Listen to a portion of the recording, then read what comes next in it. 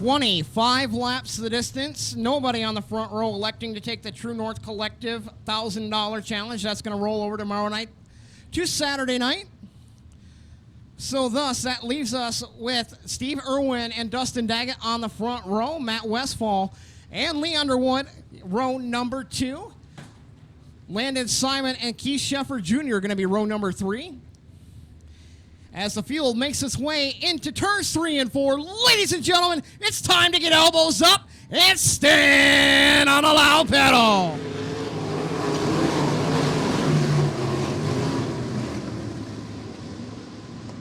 Wheel to wheel out of turn number 2. On the brake is Steve Irwin. Oh, almost makes contact with Dustin Daggett. Daggett settles back into the second spot. Matt Westfall on the bottom, looking to take advantage. Lap number 1 to Steve Irwin. Underwood right there as well. Luke Hall in the 9N. He'll sneak his way around. Keith Sheffer Jr. Top 6, all single file for the moment, all running slightly different crews. Meanwhile, Steve Irwin holding advantage for now. Dustin Daggett right there in his tire tracks. About a half a lane to a full lane higher than Steve Irwin. Making ground. Your battle is for the race lead out of turn 2. Daggett's closing in. It's 2 car lengths entering turn 3. Steve Irwin looking low, drifts high. Dustin Daggett running right on the cushion. Out of turn number 4, Matt Westfall, almost a mirror copy of what he did 2 weeks ago. Just lurking there, trying to see what the other racers are going to do, waiting for the fuel load to burn off.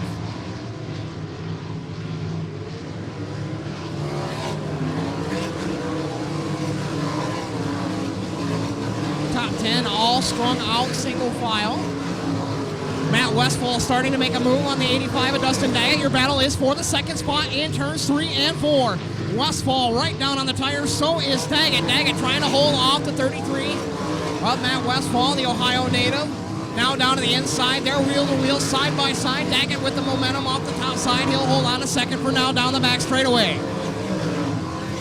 Westfall on the bottom as the leader makes his way into lap traffic. They're still wheel to wheel off turn number 4. Daggett, the Wake Sprint car veteran, taking the top off for tonight. He'll make his way around Don Simmons. Simmons slow, almost gets crossed up in front of Matt Westfall.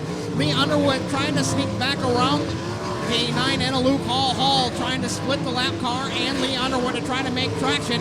And oh, trouble in turn number 1. One car facing sideways. We're going to go yellow, actually red. Red flag out on the Speedway. So we'll be single file coming to the green at the cone. All cars must be single file and may not pull out a line or pass each other before they pass the orange cone. Steve Irwin going to bring them up the song. Green flag flies and we're back underway. On the jump, Dustin Daggett timed the restart pretty good, trying to take advantage off the top side. He'll accelerate and close on the tail tank of Steve Irwin. Irwin on the bottom, Dustin Daggett on the top side. Matt Westfall right there, right behind him, about a couple car lengths. Daggett looking to work and rip the lip on the top side and trying to get around the flying 0, Steve Irwin. Luke Hall, the 9N, he can get around Lee Underwood. He's up to the 4th spot, closing in on Matt Westfall. Meanwhile, still side by side, almost off of turn number 4. The flying 0, Steve Irwin, holds the advantage by a car length at the line over Dustin Daggett, who's not giving up. He's still working the top side, trying to sneak around the outside. Irwin going to close the door off the top of turn 2. Oh my, that almost got hairy for a minute. Daggett going 4 in the fluff, trying to find a way around Steve Irwin. Side by side, wheel to wheel, the lap car of Don Simmons. Dustin Daggett to the point down the back straightaway. Daggett has lap traffic to contend with. Steve Irwin, oh, he's going to get picked off at the line a little bit. Irwin still right there, wheel to wheel for the race lead.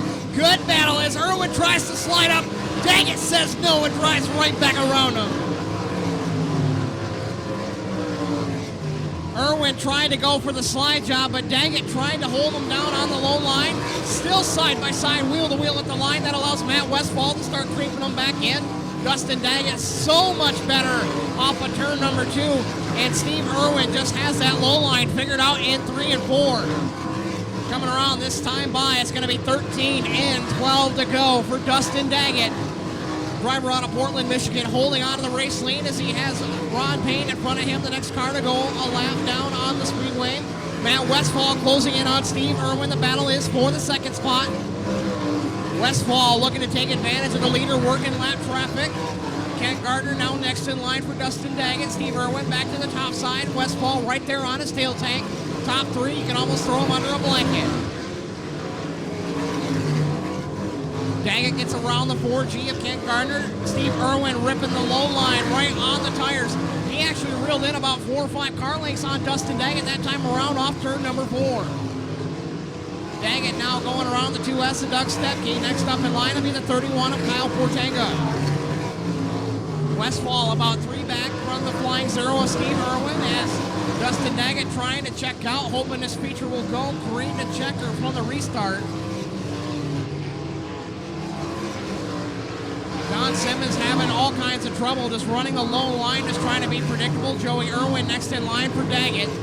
Daggett about 15 car lengths, about half a straightaway over Steve Irwin as leaders are all over in heavy lap traffic. Landon Simon now climbs into the top 10. He made his way around a while ago for the 5th spot. He's closing in on Luke Hall.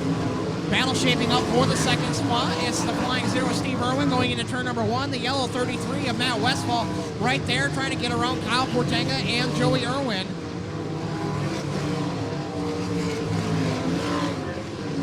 Dustin Daggett now going around the 11th place runner of Mike Moore. Oh, one car going around off of turn number 4. One car stop, yellow flag gonna fly.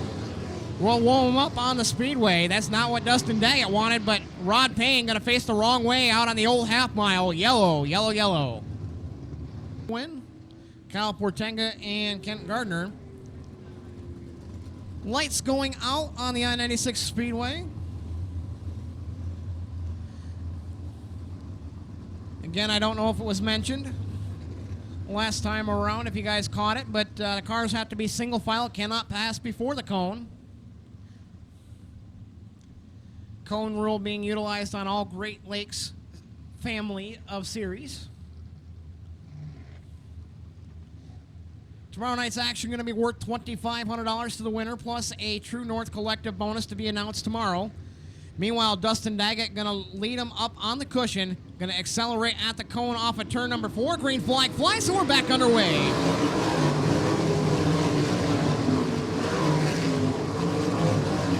Matt Westfall looking to take advantage on the restart. He'll cross over with Steve Irwin. Irwin going to try to pinch him down. Oh, Matt Westfall now to 2nd. He'll clear Steve Irwin. Irwin going to come back to the inside.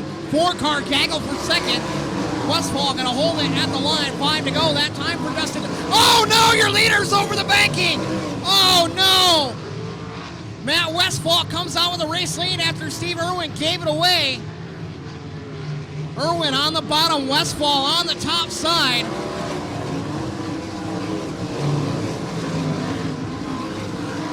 Landon Simon now right there as well. 3-car battle for 2nd behind your race leader. Irwin, Hall, and I believe that's Landon Simon. Yeah, it's Landon Simon right there as well. Irwin trying to reel in your race leader. Nothing doing. Luke Hall right down on the bottom. Irwin trying to diamond out the corner. Nothing doing. Irwin off the top side. He'll hold on to 2nd. Oh, man, what could have been? It's going to be double popsicle sticks in the air for Matt Westfall.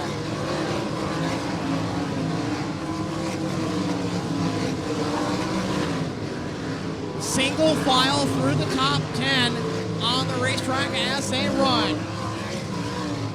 Irwin desperately trying to reel in your race leader as the white flag flies for Matt Westfall.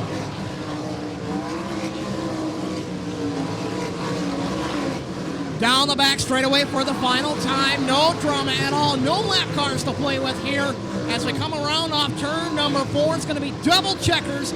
Matt Westfall going to win once again with the Great Lakes Traditional Sprints. Going to be Steve Irwin 2nd at the line. Landon Simon going to round out your podium. Then it's Luke Hall and Dustin Daggett. There he is, race fans, climbing out of the car, doubling up here at I-96 Speedway. Give it up for Pleasant Hill, Ohio's Matt Westfall.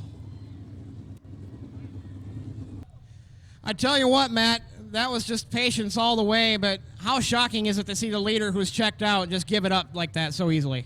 Well, it's happened 2 weeks in a row for us here, so I kind of give it to you. Dustin was pretty good tonight. We missed it a little bit, but you got to be there to win it. There you go. I tell you what, a lot of hard work. We appreciate you guys again coming all the way up from Ohio. I mean, you got to feel pretty lucky 2 weeks in a row getting a feature win, just having somebody bobble in some way or another. Yeah, I mean, you got to put yourself in the right positions to take advantage of their mistakes. So one of these days I'll do it and they'll get it. So hopefully we're good tomorrow, and appreciate all you fans coming out. Thanks. Who else do you want to thank for putting you down here in victory lane? I mean, Ray Marshall, we wouldn't be able to do it without him. I got to thank my dad, Mel, Kyle, has been coming with me the last couple weeks, and we've improved our program a little bit, so it's good. There you go, Matt Westfall, your Great Lakes Traditional Sprints presented by Comp Cam's feature winner. Max Frank going to be your True North Collective hard charger, going +4, going 19th to 15th. So that'll do it for action with the Great Lakes Traditional Sprints. We'll send it up top side. Sean Sprague, take it away. We have stock cars, I believe, rolling out on the racetrack for their feature event.